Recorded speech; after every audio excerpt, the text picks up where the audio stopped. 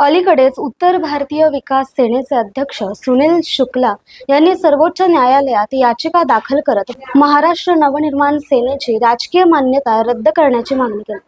त्यांच्या मते राज ठाकरे यांच्या नेतृत्वाखाली मनसे पक्ष उत्तर भारतीयांविरोधात द्वेष पसरवतो आणि अशांतता निर्माण करतो। मात्र या आरोपांच्या पार्श्वभूमीवर हे लक्षात घेणं गरजेचं आहे की राज ठाकरे आणि मनसे यांनी अनेकदा केवळ महाराष्ट्रातील मराठी जनतेच्या हक्कांसाठी लढा दिला आहे, तोही संविधानाच्या चौकटीत राहून। राज ठाकरे यांचं राजकारण हे कायमच मराठी माणूस या मूळ मुद्द्याभोवती केंद्रित राहिलं आहे। मुंबई आणि इतर महानगरांत वाढत चाललेले स्थलांतर, स्थानिकांना मिळणाऱ्या संधीवरील गडबड, रोजगाराच्या संधीच्या अन्वेषणात महाराष्ट्रातील तरुण मागे पडत असल्याचं वास्तव त्यांनी नेहमीच मांडलं। त्यांच्या भाषण शैलीबद्दल मतभेद असू शकतात, पण त्यामागची भावना महाराष्ट्राच्या भल्यासाठी असते, हे त्यांच्या चाहत्यांचं मत आहे। त्यांनी केवळ स्थानिकांवर अन्याय होऊ नये, मराठी भाषेचा अवमान होऊ नये आणि संस्कृतीचे रक्षण व्हावे यासाठी भूमिका घेतली आहे। राज ठाकरे यांचं बोलणं स्पष्ट आणि थेट असतं। ते कधीही आपल्या भूमिकेबाबत लपवाछपवी करत नाहीत। काही वेळा त्यांच्या वक्तव्यांबाबत माध्यमांमध्ये गोंधळ उडवला जातो आणि त्याचा चुकीचा अर्थ लावला जातो।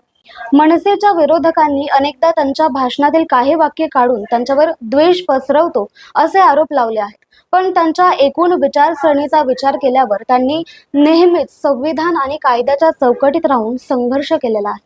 मराठी माणूस, मराठी संस्कृती आणि मराठी भाषा यासाठी मनसेचा लढा कोणत्याही जाती धर्माच्या विरोधात नसून तो एका विशिष्ट प्रदेशाच्या ओळखीच्या जपणुकीसाठी आहे। राज ठाकरे यांनी अनेकदा स्पष्ट केलं आहे की त्यांच्या भूमिकेचा हेतू इतर भाषिकांविरोधात नाही, तर मराठी जनतेच्या हक्कांसाठी आहे। मुंबई ही महाराष्ट्राची राजधानी आहे, पण येथे मराठी भाषा मागे पडते।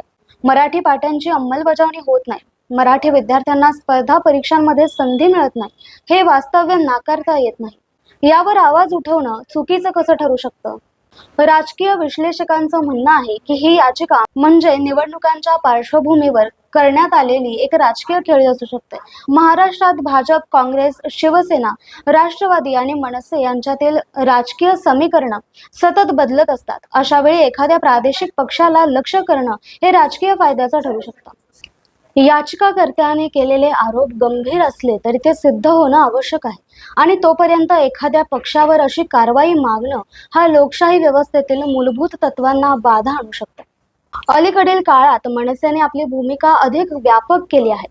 हिंदुत्वाचा मुद्दा, विकासविषयक मागण्या, कायदा सुव्यवस्था आणि स्थानिक प्रश्न यावरही पक्षाने आपले धोरण स्पष्ट केले आहे। राज ठाकरे यांनी विविध वेळा सरकारच्या चुकीच्या धोरणांवर सडकून टीका केली आहे, पण त्या टीकेमध्ये देशविरोधी भावना आणि धार्मिक द्वेष नव्हता, होता फक्त प्रामाणिकपणा। राज ठाकरे यांची एक खासियत म्हणजे ते नेहमी मैदानात उतरून प्रश्न सोडवण्याचा प्रयत्न करतात। त्यांनी रेल्वे प्रवाशांच्या समस्या, टोल प्रश्न, इंधन दरवाढ, विद्यापीठात मराठी विद्यार्थ्यांवर होणारा अन्याय या साऱ्यांवर ठोस भूमिकाही घेतली आहे। मनसे पक्ष छोटा असला तरी त्याचा प्रभाव मोठा आहे।